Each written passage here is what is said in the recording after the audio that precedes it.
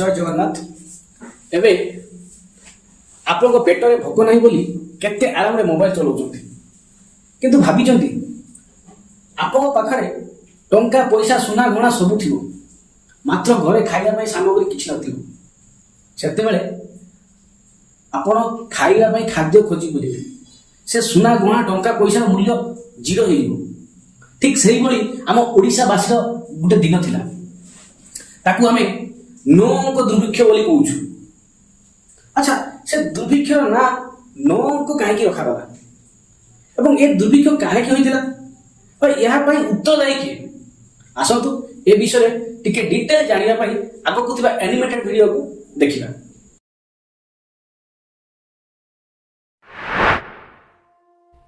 In 1866, a silent storm of death swept across the eastern coast of India. In just a few months, over 10 lakh people in Odisha perished. Not in war, but from hunger.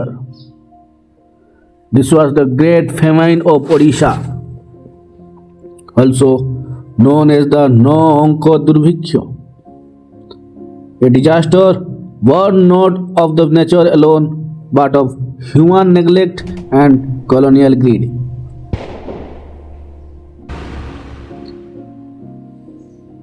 In the mid-19th century, Odisha was part of the Bengal Presidency under British India. The region's economy relied heavily on rice cultivation, dependent on the monsoon rains. The population in Odisha during the 1860s was around 3.5 million as per the British census records of 1865. The year 1865 to 66 was marked by a total failure of monsoon rains in coastal districts like Cuttack, Balasore and Puri. Cyclones in October 1864 and November 1865 had already damaged infrastructure and reduced food reserves. Despite yearly warnings from local officials, the British administration failed to prepare adequate relief.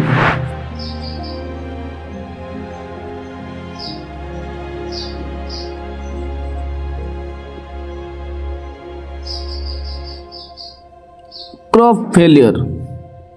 The monsoon failure caused an almost 100% loss of rice in several coastal districts. Reports from the collector of Cuttack in early 1866 warned of starvation deaths if rice is not imported immediately. Colonial trade policies. Even during the famine, rice was exported from Bengal Presidency to other parts of British Empire because prices were better overseas. Government records show over 30,000 tons of rice exported from Bengal ports in early 1866 while people in Odisha starved. Poor transportation infrastructure. No railway lines connected Odisha to the rest of India until 1890s. Roads were muddy tracks impassable in rains. Importing grains from neighboring provinces was slow and costly. Failure of relief measures. The British had no proper famine relief code at that time. Relief work started too late, March 1866, when people were already dying. The relief camps were underfunded. Official records show only 8 lakhs rupees were spent, far less than needed.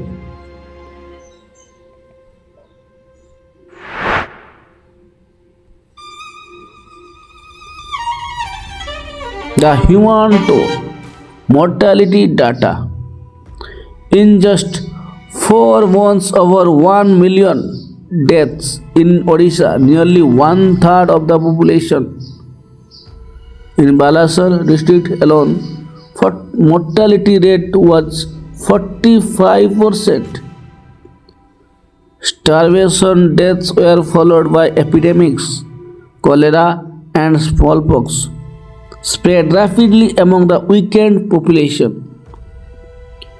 Eyewitness accounts. A missionary in Cuttack wrote, "The dead lie in the streets, the living are too weak to bury them."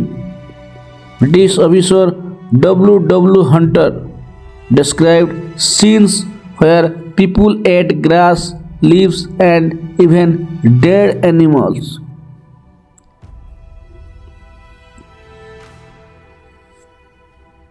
Social and economic consequences. Population collapse. Entire villages were wiped out. The famine created a massive labor shortage for agriculture in subsequent years. Economic breakdown.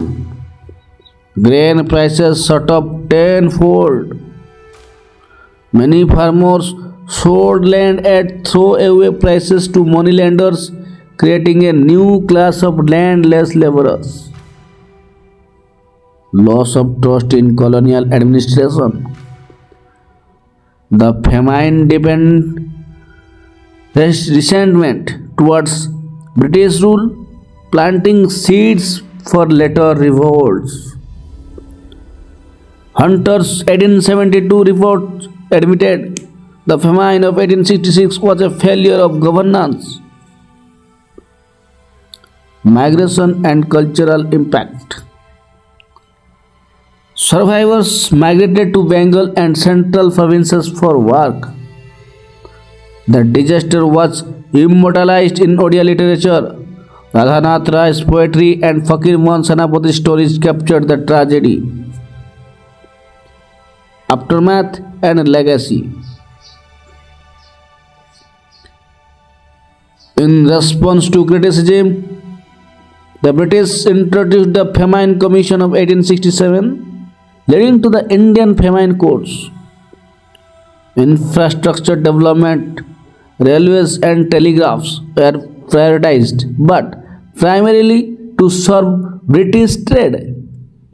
However, these measures came after over 1 million lives were lost. The Odisha famine became a grim lesson in how colonial priorities valued trade over human life. Conclusion. Today, Odisha has moved far beyond the shadow of 1866, but the Nonka Durvikya remains a silent warning. It reminds us that famine is rarely just about food, it's about governance, justice, and the choices those in power make. Remembering those tragedies is not about dwelling on the past,